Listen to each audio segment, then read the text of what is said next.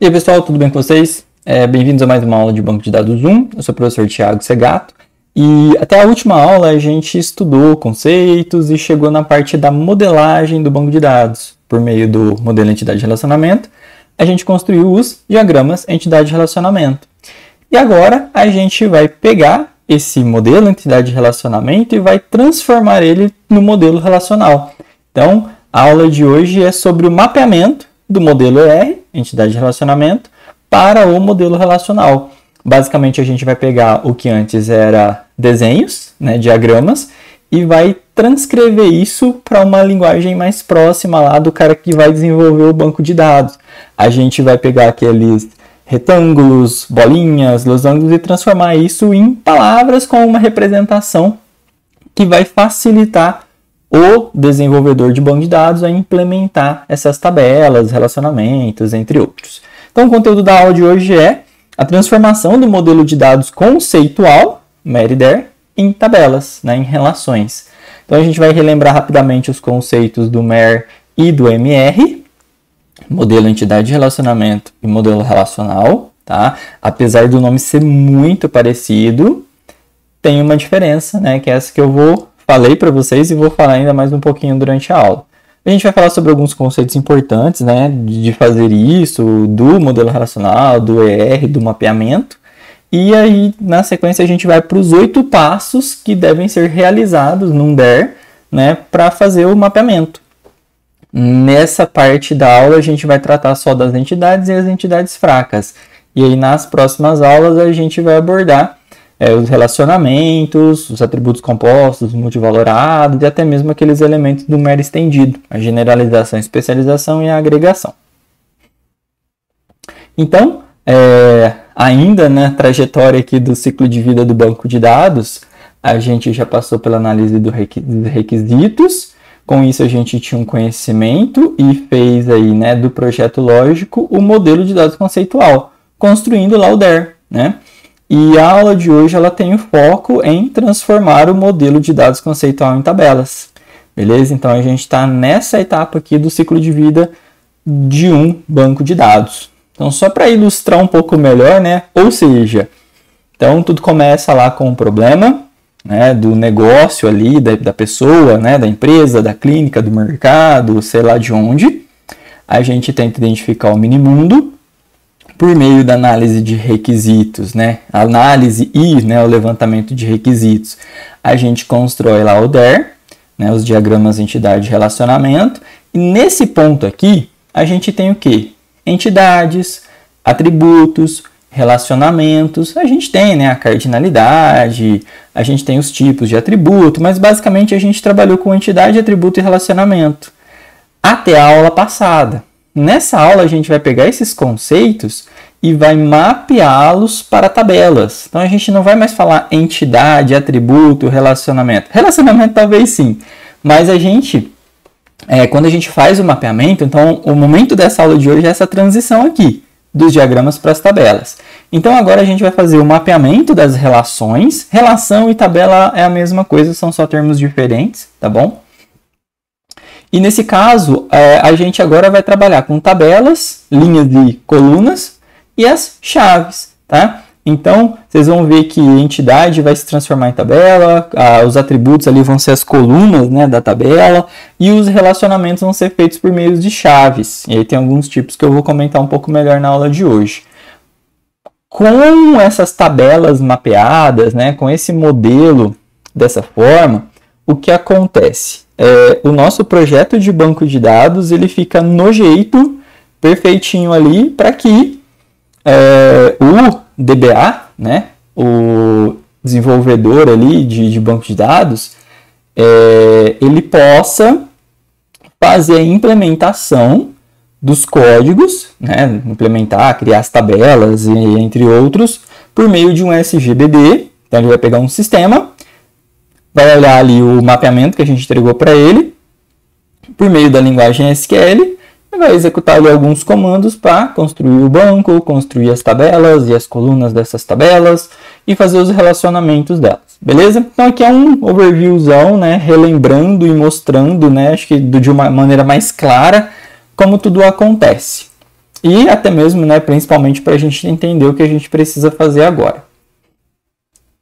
Então, pessoal, o mapeamento do modelo ER para o modelo relacional é o seguinte, né? O modelo entidade de relacionamento, ele é conceitual, ou seja, ele pode ser usado para especificar conceitualmente a estrutura dos dados da aplicação, como esse banco de dados vai ser construído no futuro, mas é uma representação visual, gráfica, né?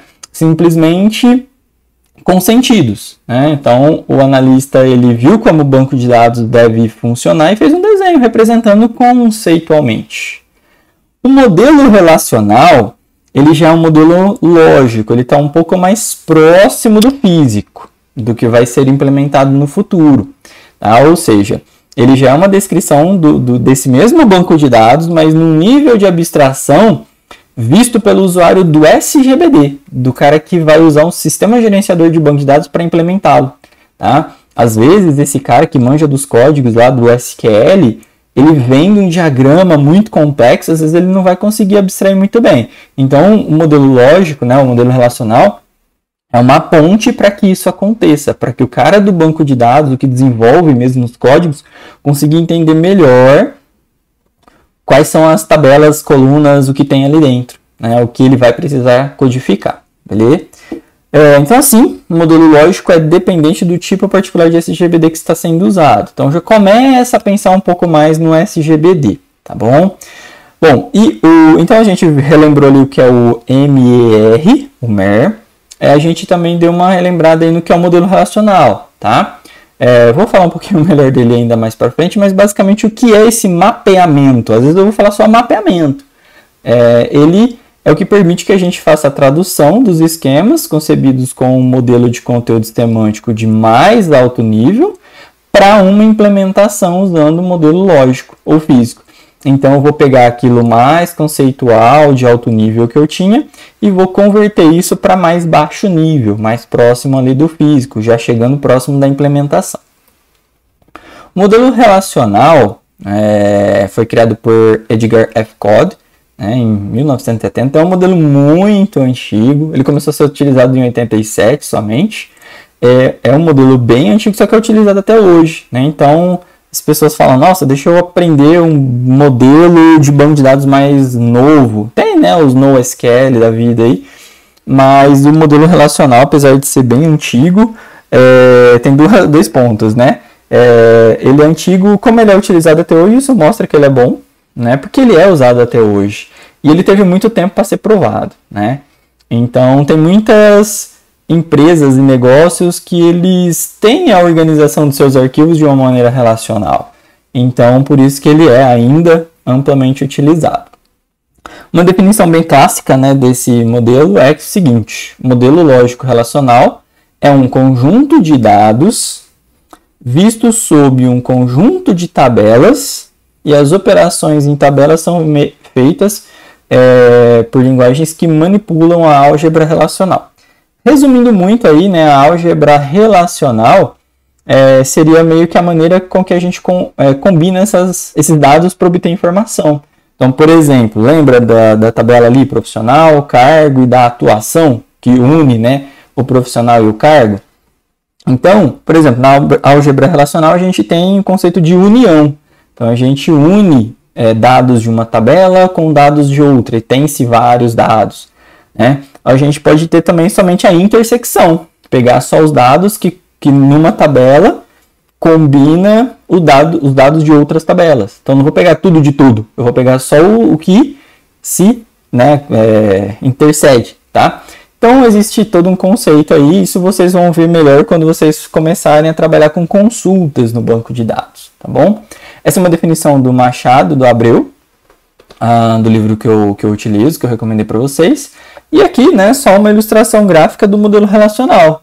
Ele fala ali um conjunto de dados, a gente tem conjuntos de dados aqui, que estão em tabelas, né, e por meio de uma linguagem, no caso SQL, no futuro aí, né, eu vou poder manipular elas seguindo esses conceitos da álgebra relacional. Eu vou unir, né, vou pegar a intersecção, e entre outros itens. Alguns conceitos que são muito importantes antes de a gente começar a trabalhar com o modelo relacional. Eu até adiantei alguma coisinha para vocês, né? Eu falei que antes a gente, lá no MER e no DER, a gente tinha as entidades, aqueles retângulos, né? E eu já começo a falar isso para vocês para ficar mais claro, acho que até ajuda um pouco. Ó, essas entidades no futuro vão se tornar as tabelas, tá? Ó, os atributos vão ser os campos das tabelas, né? Então, no modelo relacional, né, que eu acabei de mostrar aqui para vocês, então a gente tem aqui a tabela, os atributos do profissional, né, que são as colunas da tabela. Então é mais ou menos isso que a gente vai fazer agora, pegar o DER e pensar nisso como uma tabela, em como organizar os dados ali em um banco de dados. Os relacionamentos, alguns deles vão se tornar tabelas também, tá? Então a gente vai ver como mapear cada tipo de relacionamento. Um para um para N, M para N, os ternários, autorrelacionamento. Então, alguns vão se tornar tabelas, outros não, mas de uma forma ou de outra, por meio ali da chave primária estrangeira, é que a gente faz esse relacionamento. Chave primária eu já falei para vocês em uma outra aula, em outras aulas, né? Aquele atributo que identifica univocamente um registro, né? Uma linha ali, uma tupla da tabela. Então é aquele atributo, aquele item que garante a unicidade, né, de toda a relação. Então, por exemplo, Tiago não garante que seja eu, né? Mas se eu falar o meu número de CPF, garante. Então é um dos meus atributos, se eu for pensar em nome, CPF, idade, sexo, entre outras coisas, o CPF é o que me garante unicamente naquela relação, tá? A gente também, né, falou sobre chave secundária, que são as outras, né, os outros campos ali, que, entre aspas, não servem para nada. Na verdade, serve muito, né, para definir a instância como um todo, mas não para garantir unicidade, para ser chave primária, estrangeira, alguma coisa assim. Tem também a chave candidata, que é aquela alternativa à primária. São todas as chaves que podem vir a ser uma chave primária. Beleza?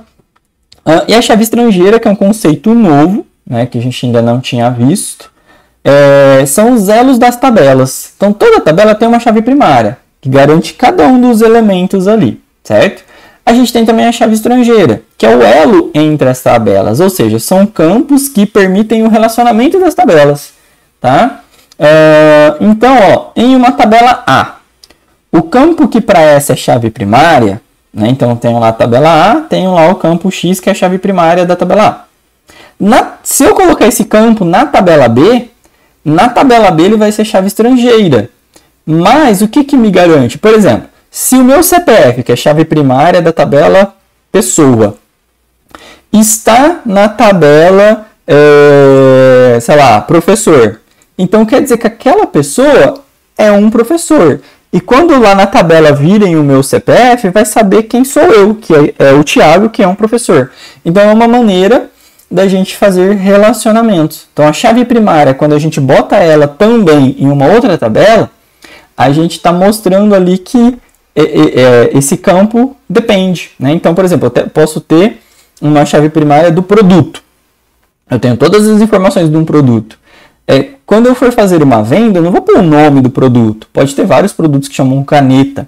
Agora, se eu coloco lá o 1, 2, 3 na tabela venda, eu sei que eu vendi aquele produto, caneta, bic, azul, enfim, né? Então eu consigo saber exatamente qual é o item que eu tenho, né? E como acontece esse relacionamento.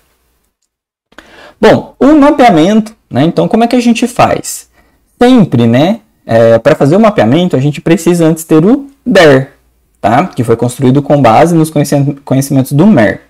Então, eu tendo o DER em mãos, eu preciso passar por esses 8 passos, tá? Não necessariamente eu vou fazer os 8 passos. Pode ser, por exemplo, que em um DER eu não tenha entidade fraca. Eu pulo, tá? Mas é muito importante a gente fazer tipo um checklist desses 8 itens, tá? Então eu pego o meu DER, a primeira coisa que eu vou ver, por exemplo, existem entidades regulares, entidade normal, né? Entidade, tudo vai ter que ter, né? Isso tem que ter. Aí eu vou lá e vou fazer passar por umas regrinhas também ali que eu já vou passar para vocês logo mais, para converter aquele quadrado cheio de bolinhas penduradas ali, né, para uma linha de texto ali com uma representação mais específica, tá bom? Então esses são os oito passos. Eu começo primeiro mapeando as entidades regulares, depois as fracas, depois relacionamento 1 para 1, depois os relacionamentos 1 para n, depois os m para n, depois os ternários, ou de ordem mais que 2, né? 3, 4, 5 tabelas num relacionamento, entidades ainda, né?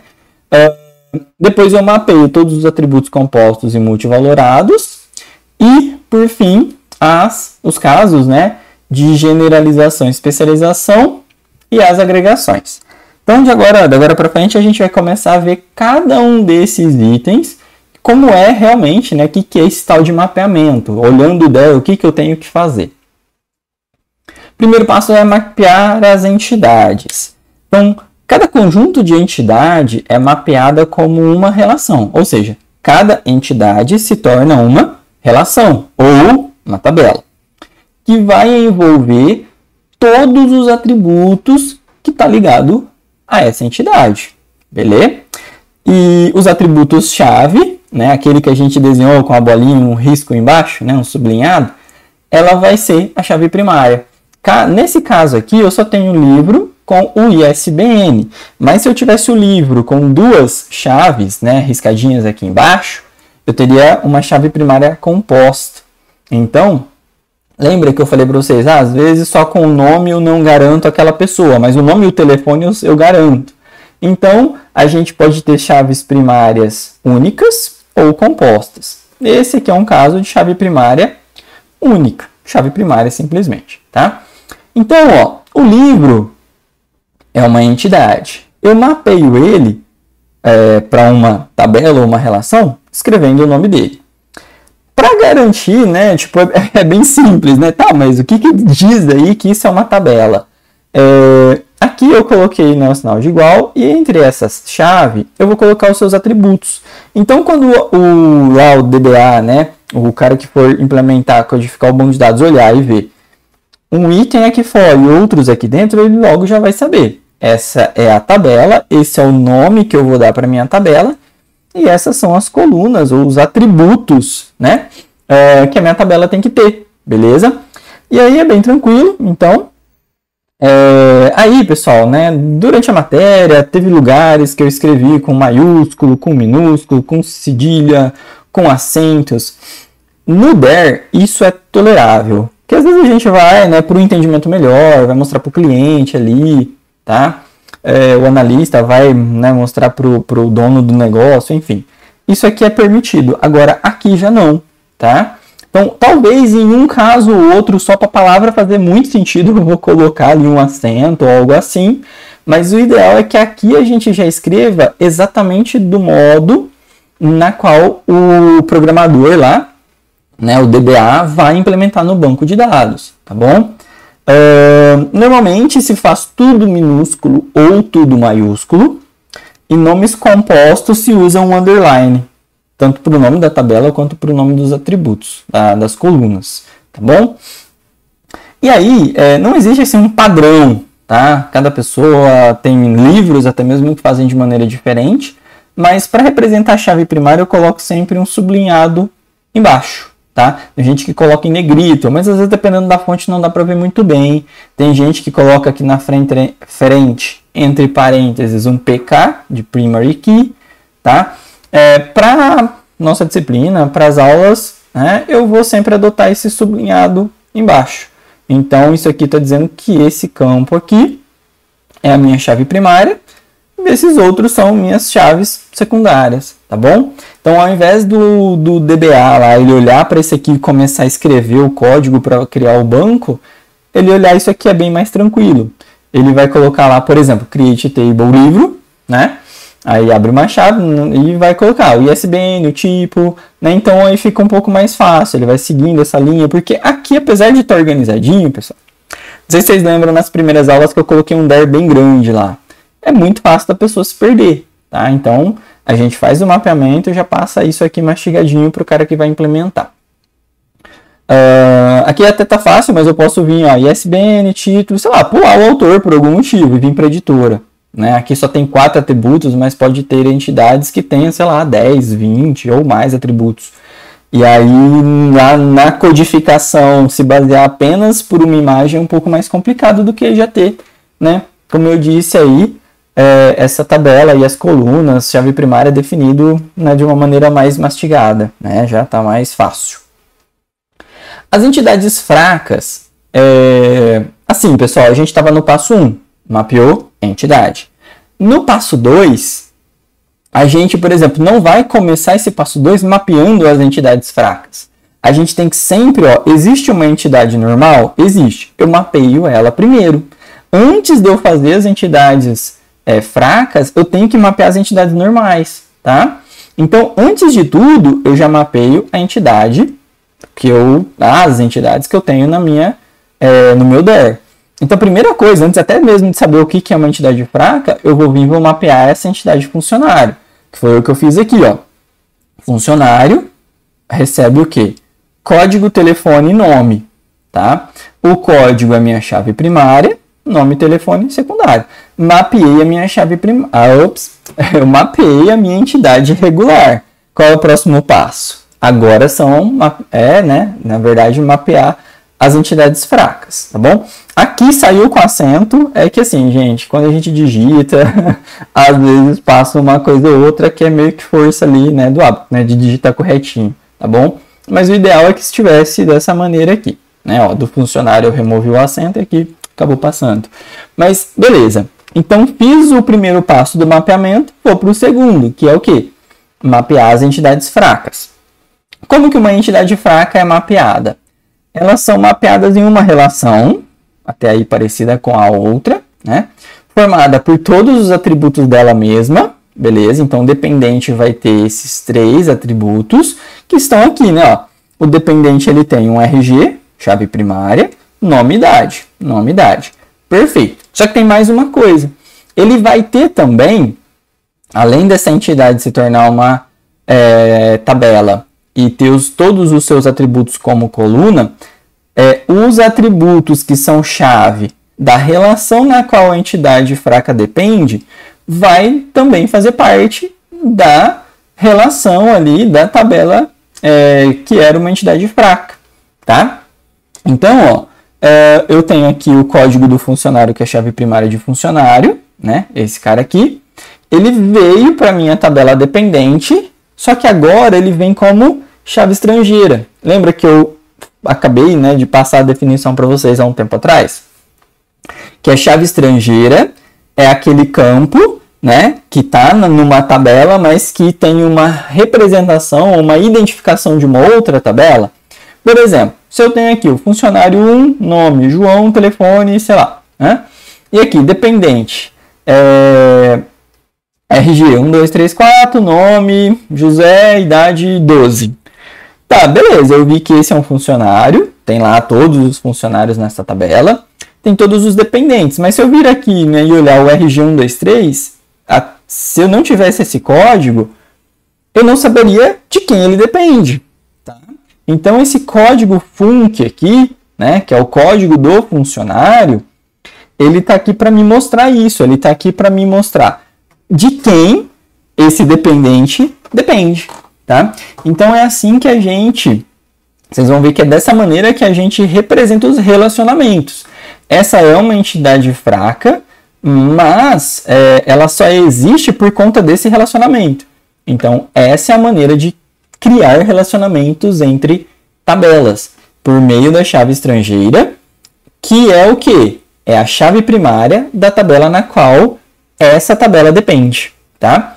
Ah, mas aqui chama código, aqui é código func. Pode isso? Pode. Apesar de representar o mesmo campo, na tabela dependente, isso aqui não é um código do dependente, é um código lá do funcionário. Então, se usa, né, esse alias, né, esse nomezinho extra aqui para representar, tá bom? Se tivesse somente código aqui, talvez poderia ficar confuso. Tá, mas é um código do que esse aí? Né? Provavelmente na tabela lá vai ter um bocado de números, então talvez fique um pouco difícil. Bom, esses foram os 2 primeiros elementos que a gente mapeia, entidade e entidade fraca. E na outra aula a gente vai continuar vendo as outras etapas do mapeamento.